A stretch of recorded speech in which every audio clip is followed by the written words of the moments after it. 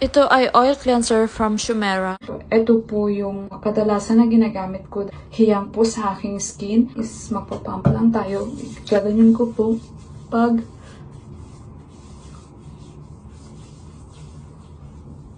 para matanggal yung aking mga sunscreen or makeup na sa skin. So, kailangan natin mag-double cleanse. ginagamit ko naman itong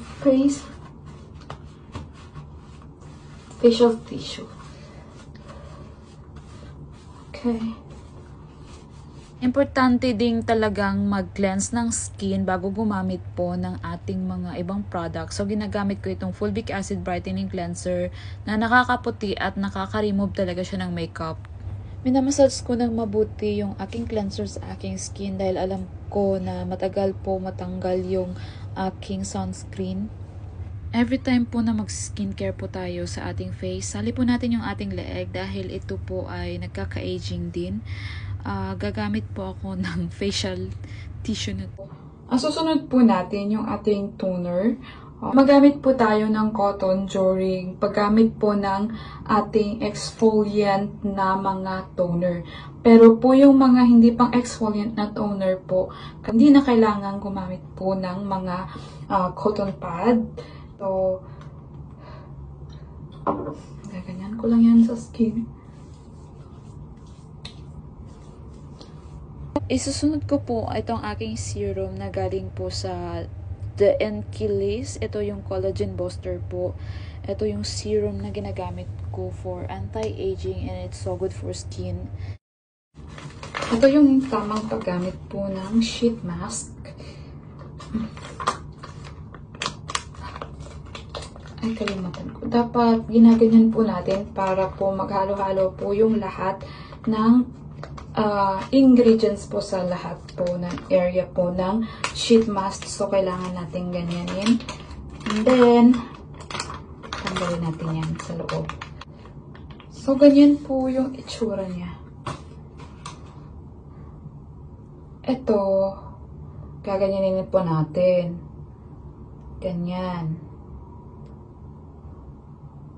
Ganyan. Siyempre, ibaba po natin muna yung para sa ilong. Para po malagay po natin lahat. Tapos, igaganyan po natin konti. Ng 1 seconds lang. Tapos, saka na natin siya gagamitin. Ganyan natin. Yan. So, yung ginamit ko is Dr. G Wrinkles Nail Mask na Korean product siya. And Mag-set po tayo ng alarm for 15 to 20 minutes depende sa instruction ng sheet mask. May ibang sheet mask na may film or yung plastic na kasama ng sheet mask. So, tanggalin lang po natin yun and yung sheet mask lang po yung gagamitin po natin. Next 20 minutes na siya. Ito na po yung gagawin natin. Hihilain natin siya mula pataas. So, ginaganyan ko po sa aking skin. Oh, ganyan po. So, para sumama naman yung ibang party po ng ating skin na makinis and healthy.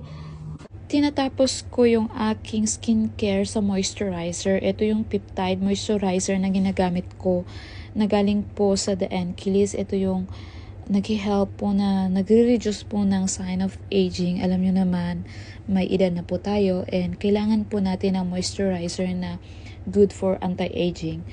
And yung iba po, gumagamit pa sila ng mga oils, eye mask, moisturizer, lip mask. Pero sa akin, yung panghuli ko, moisturizer lang at saka lip care. Kasi yung moisturizer, siya yung naglalak po sa lahat ng mga product na sa skin ko.